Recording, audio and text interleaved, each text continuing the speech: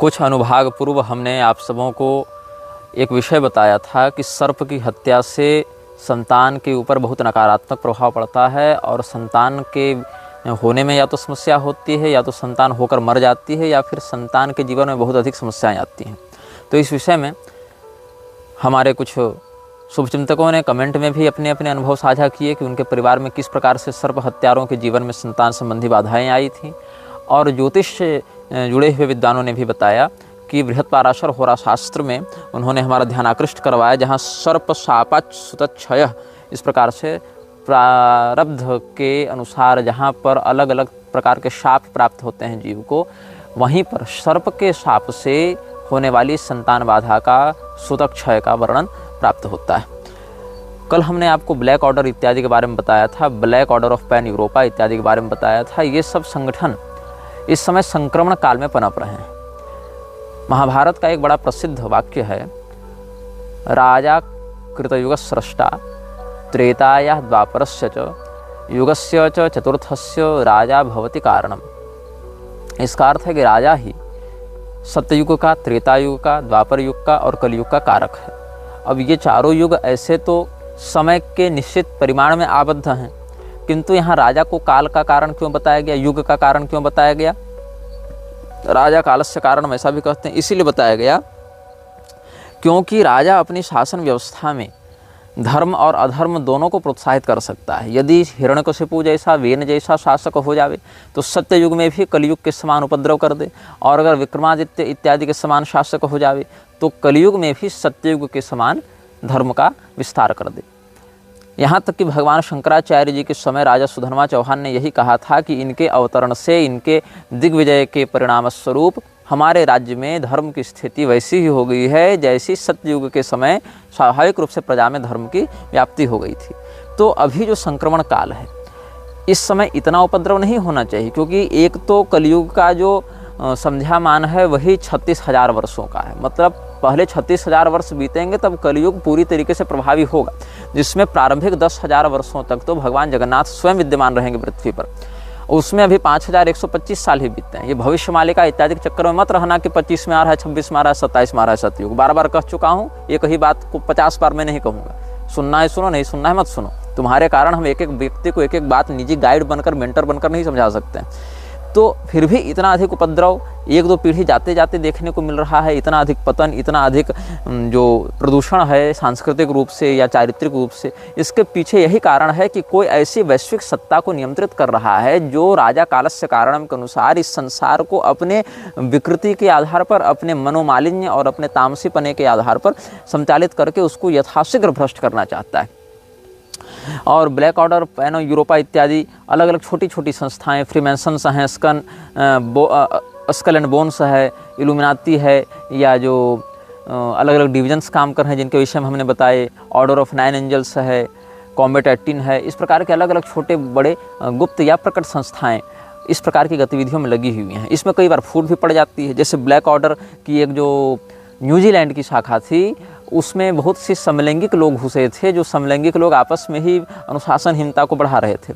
और ये जो संगठन काम करते हैं, ये मेल और फीमेल दोनों को अपने यहाँ लेते हैं, लेकिन बेमेल को नहीं लेते हैं। अभी 3 प्रकार के जेंडर चल रहे हैं, मेल जेंडर है, फीमेल जेंडर है और बेमेल जेंडर है। तीनों जेंडर्स का अखाड़ा भी बनाकर ये लोग घूम रहे हैं। अब तो सुनने में आ रहा है कि ममता और लक्ष्मी नारायण को भी निष्कासित कर रखा है इन लोगों ने।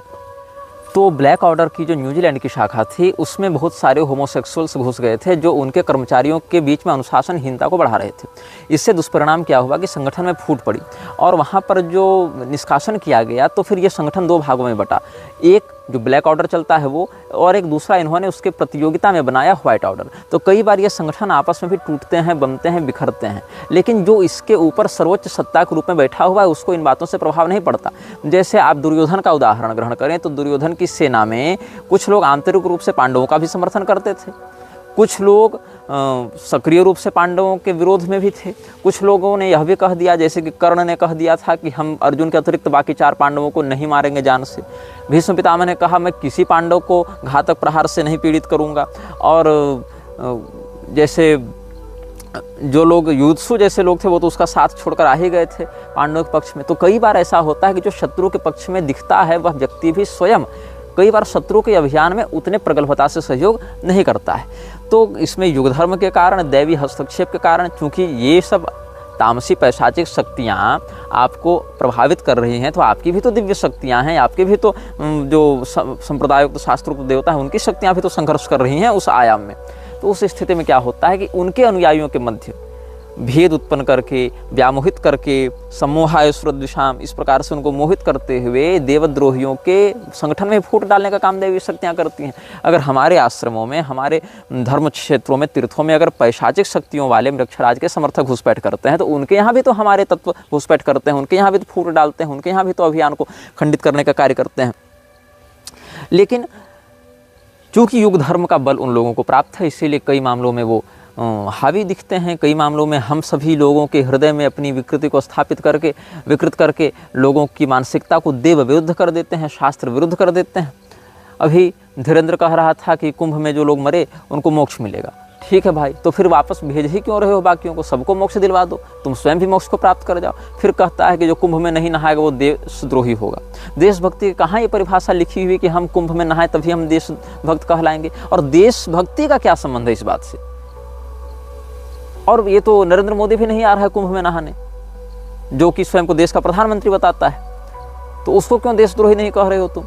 तो अलग अलग जो पॉलिटिकल जो ये सब हैं, डिप्लोमेट्स बने घूमते हैं धार्मिक गुरु का चेला ओढ़कर, तो ये लोग स्वयं मोक्ष को क्यों प्राप्त नहीं कर पा रहे हैं? और अगर सब पहले से पता था तो खुल के बताना चाहिए था। अपने तो वीआईपी सुविधा लेकर बैठे हुए हैं और लोगों को कह रहे हैं कि तुम क्यों सुविधा का इंतजार कर रहे हो, 15 मिनट इंतजार कर लेते हैं। भारत की जनता भी वैसी ही है।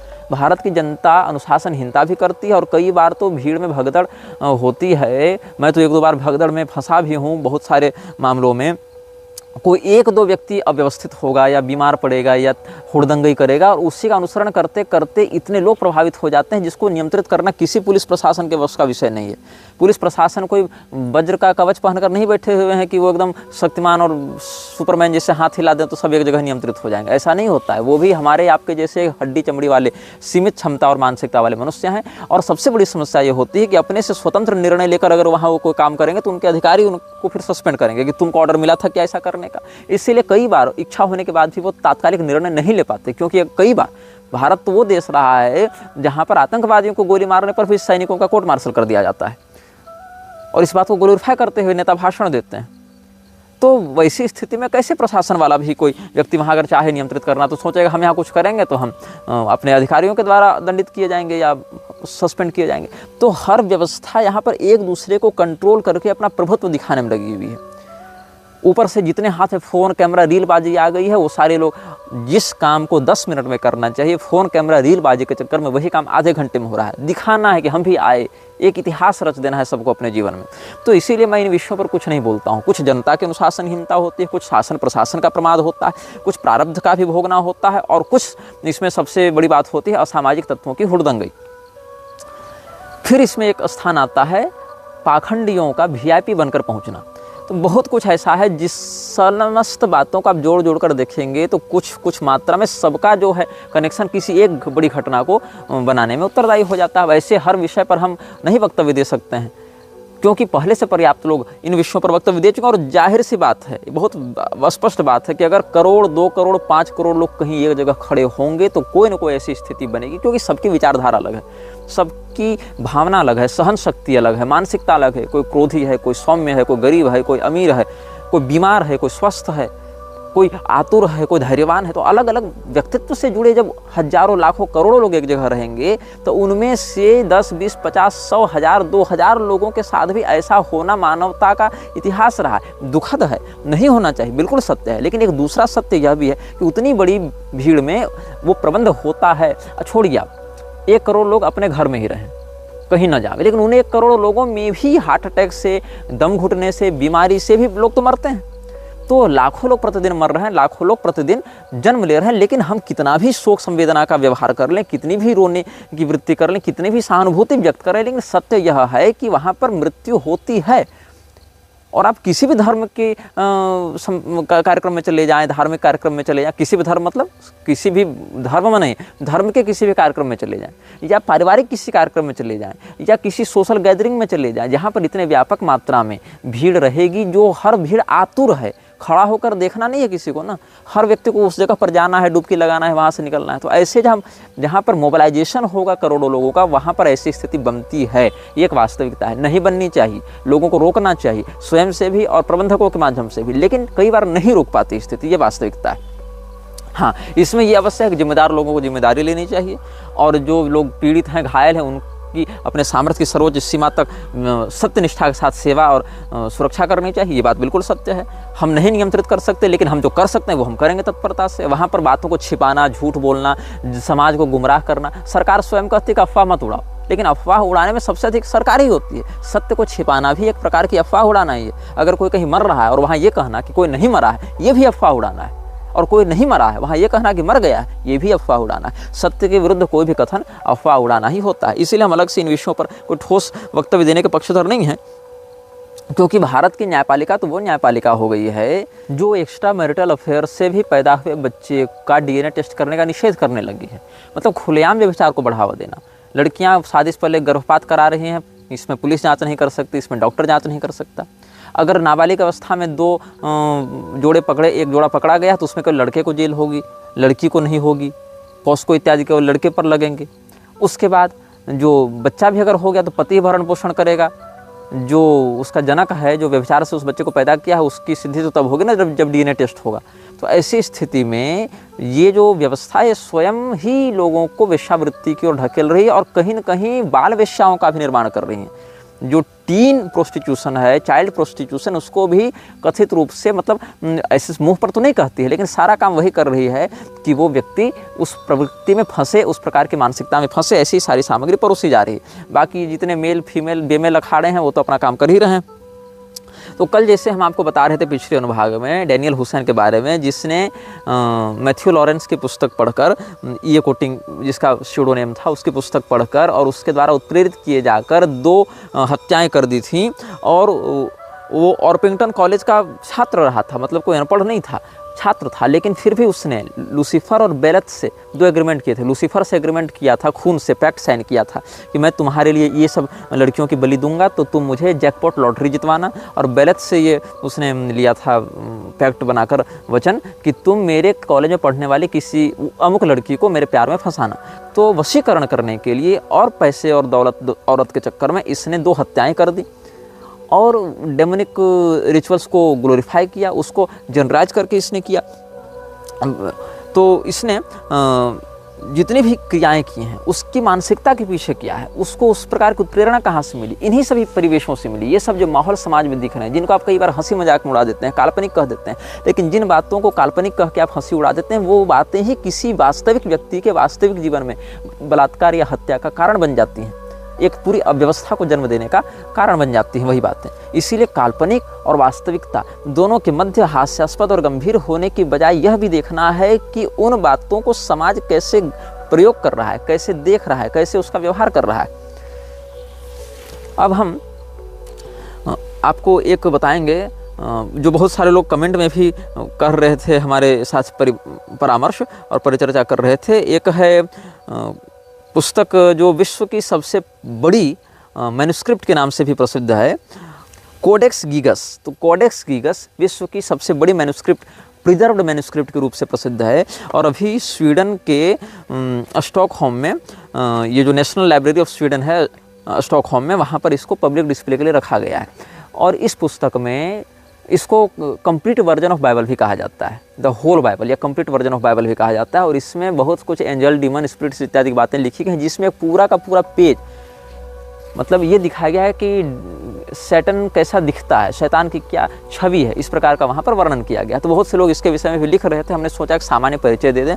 ऐसे इस विषय पर हम अधिक नहीं वार्ता करेंगे, आज हम इस विषय को लगभग संपूर्णता की ओर ले जाएंगे। बहुत कुछ ऐसी शक्तियाँ हैं जिसके विषय में ये लोग उपासना करते हैं। जैसे एक एगैरिस है जो 31 पिशाच वाहिनियों का नायक है, और ये लोगों के व्यक्तित्व का ही विनाश करता है। जैसे कोई बहुत प्रसिद्ध व्यक्ति, उसको अचानक से पागल बना देना, अचानक से उसको मैनिया के अटैक्स लाना, अचानक से उसको इस प्रकार के उन्माद से युक्त कर देना कि वो व्यक्ति अपने होशो हवास में न रहे, कैमरे के सामने ऐसी अजीबोगरीब हरकत करने लगे कि उसकी बनी बनाई छवि समाप्त हो जाए। फिर बैलन नाम का एक पिशाच इनके द्वारा पूजित होता है, जो 40 पिशाच वाहिनियों का नायक होता है। वो अपने शत्रुओं को भ्रमित करके उनके संगठन में फूट डालकर उनकी इन्फॉर्मेशन अपने साधक तक पहुंचाता है। फिर बून है, बैरिथ है, एम है, इस प्रकार से अलग अलग हैं, सेलियस है, एस्ट्रोथ है, फोकलोर है, वुआल है, वेपर है, एलोसर है, क्रॉसेल है, मुरमुर है, ग्रेमोरी, वैपुला, फ्लैरस, ये सब अलग अलग प्रकार के पिशाचों की लोग आराधना करते हैं। और इन सभी का वर्णन आपको सूडोमोनार्किया डेमेनम में मिल जाएगा, कुछ का वर्णन आपको आर्स गोटिया में मिल जाएगा, कुछ का आपको कोडेक्स गीगस में मिल जाएगा, ऐसे करके कुछ ब्लैक रेवन में मिल जाएगा, ऐसे करके अलग अलग पुस्तकों में। जो लेसर की सोलोमन है उसकी भी बहुत कुछ टीकाएँ अभी ये लोग प्रसारित कर रहे हैं, उन सभी में इन सभी प्रेतों पिशाचों का वर्णन मिल जाएगा। और द ग्रेमोरी ऑफ ओकल्टिस्ट, ये सब में भी इनकी पैशाचिक विधियाँ, मंत्र, इंस, ये सब वर्णित होते हैं। तो हम आपको अधिक तो नहीं बताएंगे इनके विषय में, क्योंकि वो विषय अधिक प्रकाश नहीं है। जितने 4-5-10 प्रधान का हमको वर्णन करना था उनका हमने कर दिया। एक इसमें ये लोग अपने शत्रुओं को मारने के लिए एक बड़े प्रसिद्ध पिशाच का आवाहन करते हैं, जिसका नाम है वलाक। और इस वलाक को बहुत क्रूर माना गया है। ऐसे दिखने में सौम्य होता है, बच्चे के समान दिखता है, डबल हेडेड ड्रैगन पर बैठता है, सर्पेंट पर बैठता है। लेकिन वलाक को बुलाने वाला जो है, इसका जो आराधन विधान है, आवाहन विधान है, वो सूडोमोनार्किया डेमेनम में भी मिलता है। तो वहाँ पर जो इसको बुलाने की विधि दी गई, वहाँ स्पष्ट कहते हैं कि जो इसको बुलाता है वो पहले 3 से 4 दिन का उपवास रखता है।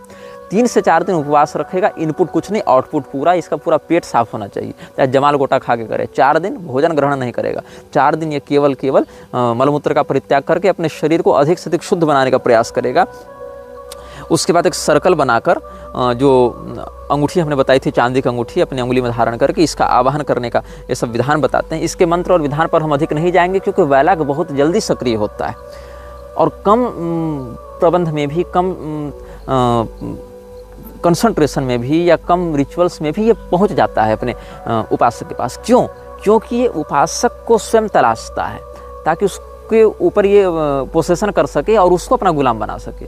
मतलब ये खुद इस प्रतीक्षा में रखता है कोई इसको समन करे, ये इंतजार में रहता है कि हाँ बुलाओ मुझे, तुम मेरा नाम तो लो, तुम मेरा आह्वान करने का भाव तो रखो, मैं आ जाऊँगा। तो ये आता जब है तो अपने जो उपासक के प्राण शक्ति के साथ ही जुड़ जाता है स्वयं को। तो यहाँ पर स्पष्ट वर्णन करते हैं कि the summoner recites their own name and a page long prayer that can be found in the Pseudomonarchia Daemonum. इसका मंत्र 1 पेज का होता है, लंबा मंत्र है थोड़ा इसका, लेकिन उस मंत्र को मैं सार्वजनिक नहीं करूँगा। सूडोमोनार्किया डेमेनम में इसका वर्णन है। और इफ़ डन करेक्टली, वलाक should appear within the circle to offer all kind of hidden knowledge. और बहुत कुछ ये बताता है अपने उपासक को, लेकिन इसको कंट्रोल करना बड़ा कठिन होता है। There strong chance he will make good on his offer too, considering he has 30 legions of demons under his command. लेकिन ये जो है अपने उपासक को बहुत भटकाता है, अपने साधक के साथ पैक्ट पर पैक्ट बनाता है, धीरे धीरे करके उसको इतना घुमाता है कि उसका उपासक इतना भ्रमित हो जाता है कि वो अपना वास्तविक उद्देश्य भूल जाता है, अपना पता भूल जाता है, अपना नाम भूल जाता है, वो ये भूल जाता है कि मैं कौन हूँ। और धीरे धीरे शरीर तो इसका होता है लेकिन कंट्रोल वलाक का बन जाता है। तो it's important to note that this method also ties the medicine to the circle and living it will reportedly make them feel weak and ill, drive its victims into committing suicide and murder. और सामान्यतया जिस circle में इसका उपासक होता है उसके बाहर किसी अन्य सर्कल में वलाक को बुलाता है, और दोनों सर्कल जुड़े होते हैं। इसलिए जब तक वलाक वहाँ रहेगा तब तक ये भी यहाँ पर रहेगा। अगर ये सर्कल छोड़ता है तो ये बीमार पड़ेगा या बहुत अधिक डिप्रेशन और मानसिक रूप से थक जाएगा, इस प्रकार की विकृतियाँ आ जाएंगी इसके जीवन में। और अगर इससे कनेक्शन बना लिया तो कई बार अगर इसकी मानसिकता कमज़ोर है तो वलाक इसको मर्डर करने के लिए या सुसाइड करने के लिए प्रेरित करता है। मतलब वो पूरी की पूरी बलि लेता है, या तो इसके माध्यम से किसी को मरवा देगा या स्वयं भी इसको अपने आप को मारने के लिए उकसाएगा। तो वलाक जो है वो बहुत जल्दी आकृष्ट होने वाला पिशाच है, जिसको म्लेच्छराज के अनुयायी बुलाते हैं, लेकिन बड़ी सावधानी से बुलाते हैं। और सामान्यतया इसका प्रयोग शत्रुनाश के लिए ये लोग करते हैं, या फिर किसी ऐसे विषय की जानकारी के लिए करते हैं जो इनके ही संगठन के किसी और व्यक्ति के पास हो और वो इसको न दे रहा हो। तो मतलब अपने ही सर्वर में ये इंट्रूडर के लिए वलाक को प्रेरित करते हैं।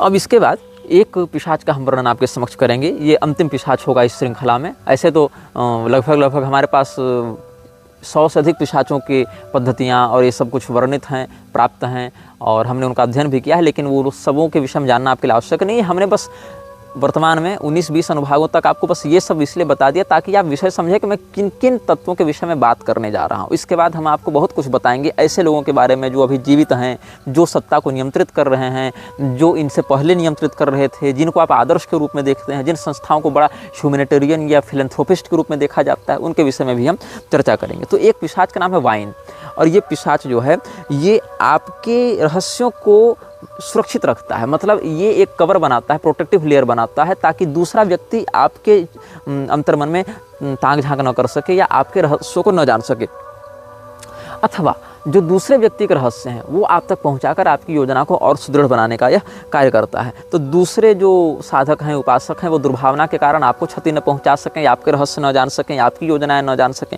इस प्रकार का भी ये काम करता है। और दूसरे जो विचेज हैं या जो दूसरे डीमन समनर्स हैं उनके द्वारा आपको नुकसान न पहुंचाई जाए, इसके लिए भी करता है। यहाँ तक कि अगर म्लेच्छराज का कोई सैनिक युद्ध कर रहा है और युद्ध करने से पहले उसने वाइन से पैक्ट बनाया है, तो युद्ध में वो उसके पराक्रम को बढ़ाने का भी काम करता है, उसको हथियार सप्लाई तक करने का काम करता है। तो इसीलिए बहुत से युद्ध जो म्लेच्छराज के अनुयायियों ने लड़े हैं उसमें कम सेना और कम हथियार होने के बाद भी ऐसी पैशाचिक शक्तियों के सहयोग से वो लोग विजयी होते रहे हैं। अब इसके साथ समस्या क्या है कि ये जब आता है तो जिसके भी विषय में आपको जानना होता है उसके दिमाग से वो बात चुरा कर सीधे आपके दिमाग में डालता है। तो इसको दोनों का एक्सेस चाहिए, एक तो होस्ट का एक्सेस चाहिए और दूसरा विक्टिम का एक्सेस चाहिए। अब विक्टिम के दिमाग में घुस गया क्योंकि आपने उसको प्रेरित किया, लेकिन उसके डाटा को ट्रांसफ़र करना है होस्ट के दिमाग में। मतलब ये बोल कर आपको समझाएगा नहीं, ये direct data to data transfer करेगा, केबल बन जाएगा ये। तो ये एक सर्वर से होस्ट के दिमाग से ये विक्टिम के दिमाग तक जुड़ेगा और विक्टिम के दिमाग से जानकारी निकाल के होस्ट के दिमाग में डालेगा। तो दोनों दिमाग का इसके पास एक्सेस होना चाहिए, और वही समस्या होती है। क्योंकि जब ये देखता है इसके दिमाग में इतने सारे रहस्य छिपे हैं, इसके दिमाग में इतने सारे रहस्य छिपे हैं, तो वो एक दूसरा पैक्ट बनाता है विक्टिम के साथ कि देखो वो जो है तुम्हारे दिमाग के बारे में जानना चाहता है, तो हम बताएं कि न बताएं। वो फिर नीलामी करेगा कि दोनों में से मेरा वफादार कौन बनेगा, मेरी आराधना कौन करेगा, मुझे ज़्यादा कीमत कौन देगा इस जानकारी की, क्योंकि वो सुरक्षा भी करता है और वो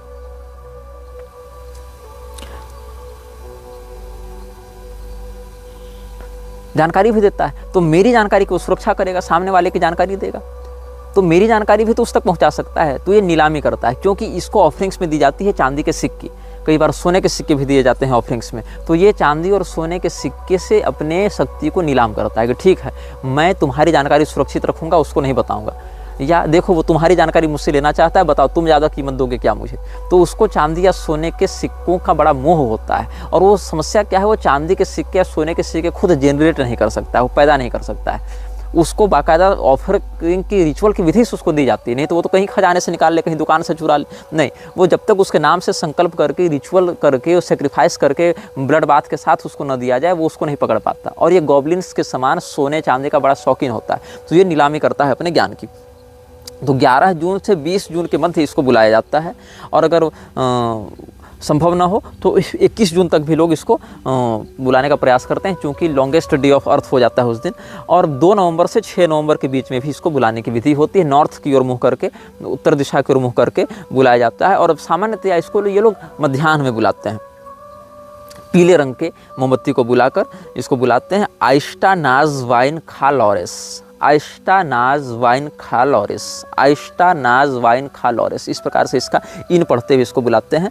और he can influence both mind and matter to break you, he is said to bring true answers about questions और secrets witches and even past, present and future, but as a payment he can drain you of your vital energy, living you weak and confuse for a long time.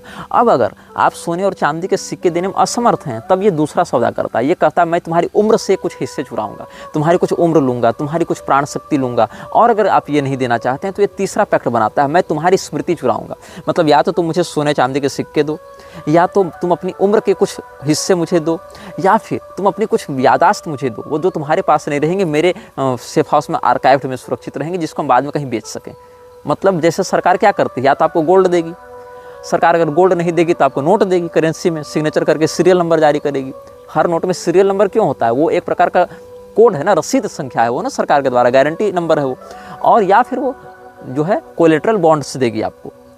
तो इसी प्रकार ये भी 3 pact बनाता है, या तो उसको सोने चांदी के सिक्के दें जो कि ज़्यादा सुरक्षित है, या तो अपनी ज़िंदगी का एक वाइटल लाइफ फोर्स उसको दें जो कि थोड़ा महंगा है लेकिन इसके उपासक ज़िंदगी का भी सौदा करने के लिए तैयार है, या फिर अपनी ज़िंदगी नहीं देना चाहते तो कोई उसको सेक्रीफिशियल लाइफ बैटल एनर्जी दीजिए। और अगर ये भी नहीं कर सकते तब आपकी यादाश्त को ये चुराएगा कुछ हिस्सा जो भी ये मांगेगा, और वो यादाश्त आपके दिमाग से मिट जाएगी और उसको कहीं ये अपने दूसरे साथी के पास नीलाम करेगा कि देखो मेरे पास ये डिपॉजिट है, तुम इसको लेना चाहते हो तो इतना सिक्का दो और ये लो। तो ये बड़ा मतलब शातिर पिशाच है, इसको वाइन कहते हैं। तो वाइन पिशाच जो है वो अपने साधक को इस प्रकार से ठगता है। तो वलाक और वाइन दोनों को बुलाना बहुत खतरनाक होता है, लेकिन ये सब शक्तियाँ हैं, ये सब मृक्षराज के लिए उसके अभियान को सुरक्षित और प्रवर्धित करने का कार्य करते हैं। अभी हमने आपको कुछ संकेत इन शक्तियों के बारे में दिया है कि कैसे ये सब शक्तियाँ लोगों को इन्फ्लुएंस करती हैं, मृक्षराज के अभियान में फूट डालती हैं, उसको जोड़ती हैं, उसको तोड़ती हैं, उसको बढ़ाती हैं। और समस्या क्या होती है कि कई बार ये सब शक्तियाँ जब प्रोसेस करती हैं किसी व्यक्ति को, या किसी के कहने पर किसी के अंदर प्रविष्ट होती हैं, उसको डेमोनिफिक टॉर्चर्स करती हैं। तो ये कोटिंग की ही बात मैं आपको बताना चाहूँगा। उसने अपना एक अनुभव लिखा है कि 3 गुट, क्रिश्चियंस, ज्यूस एंड मुस्लिम्स, ईसाई, यहूदी, मुसलमान, तीनों की परवरिश ऐसी होती है कि इनको लगता है, इनको बताया जाता है, इनको इन्फ्लुएंस किया जाता है ये टेस्टिफाई करने के लिए कि गॉड, यहोवा या अल्लाह ही सुप्रीम डेटी है और उससे ऊपर कोई नहीं है, वो सर्वशक्तिमान है, ऐसा उनको बताया जाता है। और यही कारण है कि जब मुसलमान, ईसाई या यहूदी के शरीर में ये सब पिशाच प्रविष्ट होते हैं तो उनको लगता है कि हम अल्लाह या गॉड या यहोवा के शरण में जाकर बच जाएंगे। फिर वो पादरी, मौलाना या अन्य जगहों पर जाकर इस प्रकार के प्रेत बाधा का निवारण करने का प्रयास करते हैं और यहीं पर वो गलती करते हैं। उन्हें लगता है कि वो इस प्रकार के किसी सुप्रीम डेटी के पास जाएंगे जो क्रिएटर ऑफ यूनिवर्स है और क्रिएचर्स ऑफ यूनिवर्स से जो बचाएगा, यहीं पर वो गलती कर देते हैं, क्योंकि ऐसा कुछ होता नहीं है। और सामान्यतया ऐसी शक्तियाँ चुप हो जाती हैं, शांत हो जाती हैं, ठगती हैं, लेकिन परमानेंटली कभी बॉडी से बाहर नहीं जाती हैं। इस प्रकार से उसने दावा किया है। दूसरी बात यह है कि हम अपने जीवन का एक अनुभव आपको बताएंगे। हम ये घटना लगभग हम समझते हैं 2017 के अंत की है या 2018 के प्रारंभ की है। तो हम किसी स्थान पर थे, हमारे एक परिचित कानकुब्ज ब्राह्मण झारखंड सरकार के ग्रामीण विकास मंत्रालय में किसी पद पर थे। तो उनको सुदूर जंगली क्षेत्र में भेजा गया कुछ विकास कार्य के लिए। वहाँ पर वो गए और एक व्यक्ति के यहाँ रेंट लेकर रहते थे, तो उसके यहाँ बहुत ज़्यादा प्रेत बाधा इत्यादि होने लगी थी। उन्होंने अपने चचेरे भाई को कहा कि भाई कोई यहाँ पर बहुत सारे लोग बहुत कुछ उपाय करके थक गए, इसका समाधान नहीं हो रहा है, तो तुम गुरु जी से बात करके देखो। तो मैं बड़ा व्यस्त था और ये सब कार्य हम करते भी नहीं हैं, लेकिन उन्होंने कहा और मैंने देखा कि चलो 1-2 दिन समय निकाला जा सकता है। फिर हम और वो ब्राह्मण देवता वहाँ पर गए और वहाँ पर हमने कहा कि भाई क्या क्या घटना घटित होती है, क्या होता है, कैसे होता है। उन्होंने सब कुछ बताया सारा। उन्होंने कहा हिंदू, मुसलमान, सिख, ईसाई सब जाकर देख लिए, कहीं लाभ नहीं हुआ, ऐसा उन्होंने कहा। मैंने कहा कि देखो मैं आपके यहाँ का अन्न जल तो कुछ लूँगा नहीं, और आप ऐसा कीजिए कुछ फल इत्यादि हमारे लिए ला दीजिए, और फिर पानी इत्यादि कहाँ से भरते हैं वो सब दिखा दीजिए।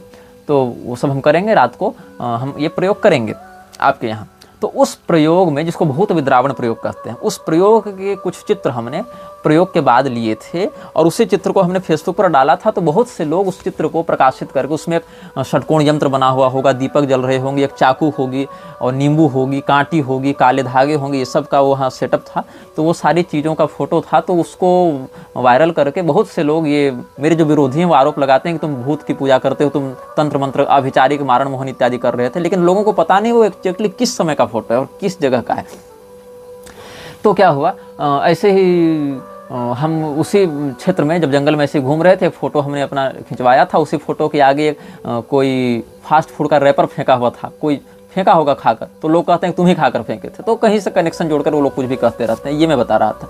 तो उस क्षेत्र में जब जंगल में मैं गुजर रहा था, घूम रहा था, और नक्सल प्रभावित क्षेत्र भी था, तो हम लोग तो दिन में पहुँचे थे और शाम तक थोड़ा घूमे, रात को काम करना था। तो हम और वो ब्राह्मण देवता घूम रहे थे, तो एक स्थान मिला, स्वामी स्वरूपानंद सरस्वती जी जो ब्रह्मलीन शंकराचार्य हैं, उनका एक आश्रम था वहाँ पर, जो ईसाई मिशनरियों के विरुद्ध बहुत काम कर रहा था। तो हमें बड़ी प्रसन्नता हुई कि इतने गहरे जंगल में भी इनका एक संस्थान यहाँ पर झारखंड में काम कर रहा है, ऐसा हमने देखकर अनुभव किया। तो खैर रात को हम लोग लौटे, लगभग 11 बजे हमने रात को स्नान इत्यादि करके अपने यंत्र इत्यादि बनाए, भूत विद्रावण प्रयोग किया। वो क्रोध भैरव भगवान का एक प्रयोग है। तो हमने पहले दिन निमंत्रण दिया निमंत्रण दिया ये जानने के लिए कि कौन सी शक्ति यहाँ पर है और क्यों है और उसका समाधान क्या है। तो हमने अपना जो मंत्र इत्यादि था, कवच इत्यादि था, सब किया और फिर हमने एक दीपक जलाया और उस दीपक को जो भी मंत्र होते हैं उससे अभिमंत्रित करके जो ब्राह्मण हमारे साथ आए थे उनको कहा और कहा कि सबसे नज़दीकी जो पीपल पेड़ है उसके नीचे रख कर आ जाइए। अब वो बोले गुरु जी 12 बजे रात को यहाँ अनजान गाँव में और जंगल में आप हमको कह रहे हैं पीपल का पेड़ जाकर रख दो, मुझसे तो होगा नहीं। मैंने कहा देखो मैं तो आसन छोड़ के उठ नहीं सकता और पीड़ित परिवार का कोई व्यक्ति जा नहीं सकता, बच्चे आप ही जाइए। बोले डर लगता है। हमने कहा हनुमान चालीसा याद है? बोले पूरी याद है, बचपन से पढ़ते हैं। बोले बस वही पढ़ते पढ़ते जाइए और पढ़ते पढ़ते आइए और बजरंगबली की जितनी तीव्रता से आप मतलब चिंतन मनन कर सकते हैं, उनका जितना बढ़िया ध्यान कर सकते हैं करके जाइए, होगा कुछ नहीं, निमंत्रण है। तो वो निमंत्रण का जो दीपक था वो लेकर गए और फिर हम अपना आसन, वो आए तो हम अपना आसन पूरा करके उठ गए, अपने कमरे में सो गए। कमरा बड़ा छोटा था, मुझे लगता है उस कमरे की जो स्थिति थी लगभग 4 फीट चौड़ा और 6 फीट लंबा मान लीजिए आप। मतलब एक चौकी आ जावे और एक व्यक्ति उतर के खड़ा हो जावे, लगभग इतना मान लीजिए आप। छोटी चौकी और एक व्यक्ति उतर कर, मतलब जितना बड़ा एक किचन होता है या लोग आजकल पूजा रूम बनाते हैं 4x6 का, उतना बड़ा वो कक्ष था, ऐसा हमको लगा। मेरे सोने से वो कमरा पूरा भर जाता था, एक बैग और एक मैं, इतने ही उस कमरे में आते थे। तो मैं सोया हुआ था और कहा लोगों को कि देखो रात को 1-1:30 बज गया था। तो मैंने कहा देखो मैं अगर हो सकता है मैं कुछ विलम्ब से भी उठ सकता हूँ, क्योंकि एक तो उतनी लंबी यात्रा करके आया हूँ और उसके बाद सोया नहीं हूँ और रात को इतनी देर तक जगा हूँ, तो हो सकता है मुझे जगने में विलम्ब हो जाए। तो जब तक मैं दरवाज़ा अपने से न खोलूँ तब तक आप लोग मत खोलिएगा। उन्होंने कहा ठीक, आप लोग मत डिस्टर्ब कीजिएगा। उन्होंने कहा ठीक। तो मैं जब सोया हुआ था और उस सारे तकिया, रजाई, गद्दा, बेडशीट सब नई उन्होंने लाई थी हमारे लिए और घर का कुछ भी यूज नहीं किया था हमने उनका, वो सब नया वो लेकर आए थे। तो फिर हम सोए और यद्यपि ठंडे का समय था, लगभग हमको लग रहा है दिसंबर या जनवरी, आप 17 का अंत या 18 का प्रारंभ मानिए, फिर भी हमने एक बस छोटी पतली चादर ओढ़ी थी और कुछ नहीं था, ऊपर कोई चादर नहीं थी, बस ओढ़ने के लिए एक चादर का प्रयोग किया था। और अचानक से 6 बजे के आसपास ठक ठक की आवाज़ हुई। अच्छा 4 बजे के आसपास एक ऐसी घटना घटित हुई कि अचानक से मेरी नींद खुली। सामने मैं देखता हूँ कि एक लड़की है जो लगभग और कितनी दूर है, अब 4x6 का कमरा है, 5.5 तो मेरी हाइट है, तो आधा और मान लीजिए आधा फीट जहाँ मेरा पैर खत्म हो रहा है ठीक उसके आगे एक लड़की खड़ी है। और लड़की की हाइट कितनी है, स्विच बोर्ड लगभग 4 फीट पर था, तो स्विच बोर्ड तक उसका माथा आ रहा है। मतलब उस लड़की की उम्र मुश्किल से 12-13 साल होगी, 14 साल होगी। उसके ठीक सामने एक छोटा बच्चा भी है और वो दोनों किसी दिशा विशेष की ओर देख रहे हैं। फिर मैं देख रहा हूँ उनको और मैंने उनको देखा, उन्होंने मुझे देखा और उनकी आंखों में एक याचना थी, एक निवेदन था। मतलब उनकी आंखों में कोई क्रूरता नहीं, कोई भय नहीं, एक कष्ट की भावना, एक कष्ट से निकलने की भावना थी उनके चेहरे पर। मैंने उनको देखा, फिर वो धुएं के समान, लगभग ये दृश्य मुझे 15 सेकंड तक दिखा, फिर वो धुएं के समान गायब हुए। फिर मैं अपनी चादर तान के सो गया। अच्छा इसके 2 घंटे के बाद 6 बजे दस्तक हुई दरवाजे पर, हम उठे, दरवाज़ा खोले तो लोगों ने कहा गुरुजी आप नहीं उठे। तो हमको लगा कि भाई गुरुजी को क्या हो गया, तो आपको उठा दिया हमने, गलती किया क्या? मैंने कहा देखिए गलती नहीं की, अच्छी बात है उठा दिया, सुबह हो ही गई थी ऐसे भी। लेकिन जब मैं पीछे मुड़ा तो जो ब्राह्मण मेरे साथ गए थे बोले आपकी पीठ में क्या हुआ है? तो मैंने कहा पीठ में क्या हुआ है? तो ऐनक दिखाए वो ऐसे करके, तो ठीक से गर्दन झुकाते नहीं बना, मोड़ते नहीं बना। तो उन्होंने मोबाइल से फ़ोटो खींच कर दिखाया, वो फ़ोटो अभी भी मेरे फ़ोन में होगा। फ़ोटो खींचकर उन्होंने दिखाया, ऐसा लगता था जैसे किसी ने नाखून से पूरी पीठ पर ऐसे निशान किया हुआ है। वो फ़ोटो होगा मेरे फ़ोन में, खोजने पर मिल जाएगा। लेकिन वो 2018 की फ़ोटो है, तो सैमसंग J2 से खींचा गया फ़ोटो था। उसमें मेरे पास वो फ़ोन था सैमसंग J2 और आसूस का जेन फ़ोन आता था, वो था मेरे पास, तो उसी से फ़ोटो खींचा गया था। तो वो जो मेरे पीठ पर ऐसे खरोंचने के निशान थे, उससे मुझे खुजली या दर्द ये सब कुछ नहीं हुआ, बस निशान थे। और एक अजीब सी दुर्गंध थी उस कमरे में। और जब हम, कमरा तो छोटा था, बस वो ब्राह्मण घुसे और बाहर यजमान के परिवार थे। जब जैसे बेड पर देखते हैं तो देखते हैं इतना बड़ा, लगभग एक आंवले के छोटे फल के बराबर, मतलब देहाती आंवला, जो छोटा जंगली आंवला होता है, हाइब्रिड वाला बड़ा नहीं, मतलब आप समझ लें कि एक छोटे बेर के फल के बराबर, जो देहाती बेर होता है, उतना बड़ा एक मांस का टुकड़ा उस बेड पर रखा हुआ है। और उसका कुछ भाग मेरी पीठ से चिपका था। मतलब मैं जब सोया था तो मांस का टुकड़ा मेरी पीठ में चिपका था, मान लीजिए ऐसा था। मैंने कहा ये क्या है, तो उसको उठा कर देखा, मुझे समझ में नहीं आया क्या है। और ऐसे कच्चा मांस इत्यादि पहचान भी नहीं पाते हैं जो लोग रोज नहीं देख रहे हैं। हमको लगा क्या मल है, क्या है, कोई रबड़ है, कि लेकिन दुर्गंध आ रही है। तो उन्होंने कहा ये तो किसी का मांस लग रहा है और देख कर लग रहा है किसी पक्षी का मांस है।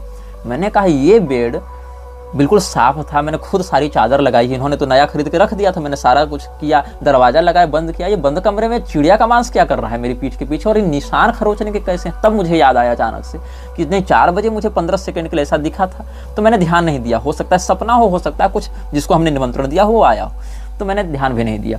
कई बार ऐसी बहुत सी चीज़ें दिखती हैं जिस पर मैं ध्यान नहीं देता हूँ, जब तक वो खुद से सामने से वो अलग से कोई कॉन्टेक्ट करके उस कॉन्टेक्ट के आधार पर कुछ बातें डिक्लेयर ना करें।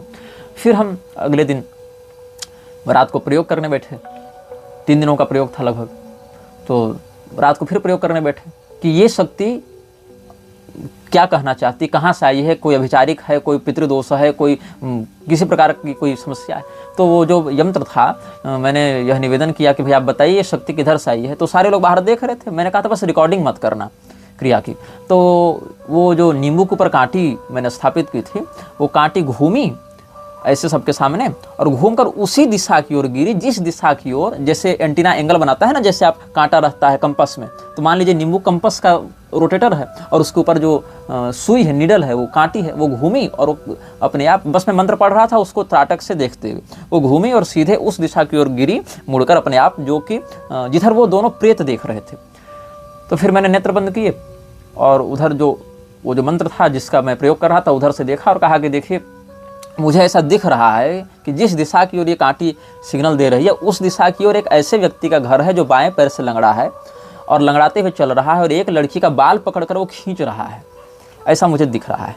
तो उन्होंने कहा हाँ महाराज जी, इसी दिशा में एक लंगड़ा आदमी रहता है, यहाँ से लगभग 100 मीटर दूर उसका घर है और वो रोज मेरी दुकान की ओर से गुजरता है और गुजरने से ठीक पहले मेरी दुकान के बगल में पेशाब करके जाता है। इसके लोग लेकर कई बार झगड़ा हुआ है उससे और वो कुछ करता भी है। और वो जो जिसका वो बाल पकड़ के खींच रहा है वो मेरी बेटी है। मैंने कहा बेटी है कैसे? तो ऐसे कि उसकी एक बेटी, जजमान के परिवार की एक बेटी स्कूल पढ़ने के लिए गई हुई थी और वो रेलवे क्रॉसिंग में कट के मरी थी। और वो जब मरी थी तो सबसे पहले, जब परिवार वाले तो बाद में गए, लेकिन उसकी लाश के पास वही व्यक्ति खड़ा था जिस लंगड़े व्यक्ति के बारे में हम बता रहे हैं। तो हो न हो उसी ने मेरी बेटी की आत्मा को शायद कैद करके अधोगति में कुछ डाल के रखा होगा किसी शक्ति का प्रयोग करके, और वही पीड़ित करवा रहा है। मैंने कहा अच्छा आपकी बेटी कैसी दिखती थी? तो बताया ऐसी दिखती थी। मैंने कहा अरे ये तो कल रात को 4 बजे आई थी, मेरी आंखों के सामने खड़ी थी। वो रोने लगा पूरा परिवार को, कुछ कीजिए। मैंने कहा देखो ऐसा है कि हम सुरक्षा के लिए, अब मुझे सलाह देने मत आना कि आपको गीता करनी चाहिए थी, भागवत करनी चाहिए थी, उस बच्ची को छुड़ाना चाहिए था। ये सब चीज़ें ऐसे काम नहीं करते हैं सीधे सीधे। जो पद्धति है तुमसे बेहतर हम जान रहे हैं, तुमसे ज़्यादा घुसे हुए हैं इस चीज़ में, इसलिए अनावश्यक सलाह देने मत आना कि आपको ये करना चाहिए था, वो करना चाहिए था। तो वहाँ की जो स्थिति थी और जो बातें थी, मैंने कहा देखो मैं उसका चेहरा नहीं देख पा रहा हूँ उस लंगड़े व्यक्ति का, क्योंकि वो भी तो जैमर लगा के रहता है ना। मैं जितना अभी यहाँ प्रयोग कर सकता हूँ, क्योंकि रोज़ रोज़ का मेरा काम भी नहीं है, इसलिए मैंने कोई अलग से सिद्धि करके नहीं रखी है, तो भगवत कृपा से इतना हमने बता दिया। लेकिन आज से आपको अपने घर में मांस मदिरा का व्यवहार छोड़ना पड़ेगा। यद्यपि आप शूद्र वर्ण से हैं, जाति से तेली जाति के थे वो लोग, लेकिन दुर्वासा साव नाम था उनका, नाम मैंने बता दिया, लेकिन गांव इत्यादि नहीं बताऊंगा। तो मैंने कहा कि दुर्वासा जी देखिए आपको मांस मदिरा इत्यादि छोड़ना पड़ेगा, और लहसुन प्याज खा सकते हैं क्योंकि आप शूद्र वर्ण से हैं तो उतना प्रतिबंध आपके लिए नहीं होगा, लेकिन मांस मदिरा मत सेवन कीजिएगा। और मैं भी सुदर्शन भगवान का एक प्रयोग आपके यहाँ कर दे रहा हूँ, और सात्विक प्रयोग ही हम लोग करते हैं, और जिस दिन आप मांस मदिरा का सेवन कीजिएगा उसी दिन से आपकी समस्या फिर से शुरू होगी, ये बता दे रहा हूँ। जब तक नहीं कीजिएगा तब तक कोई समस्या नहीं होगी। उन्होंने कहा ठीक है। तो मैंने भगवान सुदर्शन का, जो कूर नारायण मुनि के द्वारा प्रोक्त सुदर्शन शतक है, उसका वहाँ पाठ किया, प्रयोग किया, और फिर वहाँ से चला आया। उन्होंने कहा गुरुजी क्या सेवा करें, क्या दान दक्षिणा आपकी होगी? मैंने कहा कि मैं यहाँ दक्षिणा के लिए तो आया नहीं था, तो आपको जो एक निमित्त के लिए इच्छा हो दे दीजिए। तो उन्होंने उस समय उस जंगल में देहात में भी 5100 रुपये दिए थे दक्षिणा में। मैंने कहा चलो ठीक है। फिर हम आ गए और 1 महीने तक सब ठीक रहा, कुछ भी समस्या नहीं हुई, सारे लोग प्रसन्नता से समृद्धता से रहे। 1 महीने के बाद उस घर में उसका दामाद आया। दामाद आने के बाद, दामाद आया है तो मुर्गा बनेगा, क्यों? दामाद बोला कहता कोई बात नहीं, घर में नहीं खाएंगे, बाहर खा लेंगे ना। उनका होटल भी चलता था छोटा सा, बाहर खा लेंगे, जहाँ पर कस्टमर खाता है वहाँ खा लेंगे। लेकिन परिवार का तो वो सदस्य था, खा के तो घुसेगा उसी घर में ना, सोएगा तो उसी घर में ना, जंगल में थोड़े सोएगा। कस्टमर खाकर घर में थोड़े सो रहा है, वो खाया, घर में सोया, और अगले दिन से फिर समस्या प्रारंभ हो गई। उन्होंने फिर फोन करवाया, ऐसा ऐसा हो रहा है। मैंने कहा कि आपने नियम तोड़ा है, वचन तोड़ा है, इसीलिए हो रहा होगा। बोले हाँ वचन तोड़ा, ऐसा हुआ, दामाद खाए थे, दामाद तो मेरे घर के नहीं। हम बोले अरे भैया छोड़ दो, रहने दो, अब आगे नहीं समझाएंगे, हमसे जितना संभव था भैया हमने अपना काम छोड़कर तुम्हारे लिए किया, इससे आगे हम नहीं कर सकते हैं। तो कई बार मेरे जीवन में ऐसी घटनाएं घटित हुई, अनुभव हुए, ये तो मेरे हुए। बहुत से लोग जो प्रत्यक्षतः ऐसी क्रियाओं में ही जीवन भर लगे रहते हैं, उनको और भी बहुत से अनुभव होते हैं, दैवीय और आसुरी दोनों संपदाओं से संबंधित। आगे के अनुभागों में हम और विशेष करके इन विषयों पर प्रकाश डालेंगे। यह वीडियो जल्द ही हटा दिया जा सकता है। कृपया थर्ड पार्टी ऐप्स का उपयोग करके डाउनलोड करें। आप इस वीडियो को अपने चैनल पर फिर से अपलोड भी कर सकते हैं।